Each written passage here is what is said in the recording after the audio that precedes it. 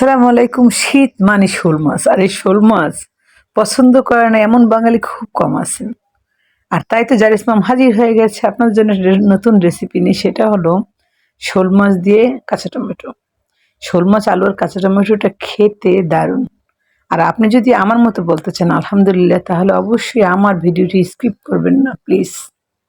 আর দেখুন আমি কিভাবে রান্না করেছি।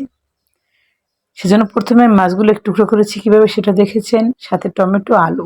প্রথমে আমি রান্নার জন্য সয়াবিন তেল দিয়েছি 1 কাপ, তার ভিতর দিয়েছি 4-5টি পেঁয়াজ কুচানো, সাথে একটি রসুন কুচানো। পেঁয়াজ আর রসুনটা যখন একটু নরম হয়ে গেছে তখন দিয়ে দিয়েছি আমি টুকরো করে আলুগুলো দিয়ে আমি 4-5 মিনিটের মধ্যে ভেজেছি। যখন একটু পেঁয়াজ আর আলুটার কালারটা একটু চেঞ্জ হয়ে গেছে তখন দিয়েছি 1 চামচ হলুদের গুঁড়ো, 1/2 চামচ মরিচের গুঁড়ো। আর এগুলো পুড়ে যাবে বলে আমি দিয়ে দিয়েছি পরিমাণ মতো পানি, আর সাথে দিয়েছি 2 টেবিল চামচ পেঁয়াজ বাটা। আর রসুনটা তো আমি আগে কাটা দিয়েছি, সেজন্য আর বাটা দিইনি। 1/2 চামচ লবণ, এখানে 1 চামচ দিয়েছি জিরে টালা। এগুলো দিয়ে মশলাটাকে ভালোভাবে কষিয়েছি।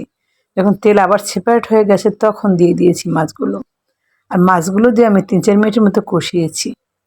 এই মাছগুলো ভাঙে না, মানে যখন চুলা যায় তখন অনেকটা হার্ড হয়ে যায়। যখন কষানো হয়ে গেছে তখন দিয়ে দিয়েছি পরিমাণ মতো পানি। আমি 2 বাটি পানি ইউজ করেছি। তারপর দিয়ে দিয়েছি ওই যে টমেটোগুলো টুকরো করে রেখেছি সেগুলো, কাঁচা টমেটো। আর কাঁচা টমেটো আমি দিয়েছি 3টি। আপনি আর একটু বাড়িয়ে দিবেন, কারণ আমি টমেটো পাইনি ভাগে। বলতে গেলে এক টুকরো পেয়েছি, তাও একদম ওরা মানে সবাই খুঁজে খুঁজে খেয়েছে। এত টেস্টি ছিল এই তরকারিটা যে আলহামদুলিল্লাহ। জুমার দিন এত সুন্দর একটা রেসিপি যদি আপনি আপনার পরিবারের সবাইকে খাওয়ান, আমি আপনাকে কনফার্ম বলতে পারবো ইনশাল্লাহ ভালো লাগবে। আর কাঁচামরিচ দিয়েছি, ধনিয়া পাতা দিয়েছি। আর 10 মিনিট পর আমার রান্না কিন্তু কমপ্লিট। আমি তাড়াহুড়ো করে টেবিলে নিয়ে গিয়েছি। আর যারা এখন আমার ভিডিওতে ফলো লাইক সাবস্ক্রাইব কোনোটি করেননি, প্লিজ ফলো লাইক সাবস্ক্রাইব এবং পাশে থাকা বেল আইকনটি বাজিয়ে রাখুন। সবার আগে পেয়ে যাবেন আমার রেসিপিগুলো আপনি। জারিস মম মানেই তো সহজ সরল রেসিপি।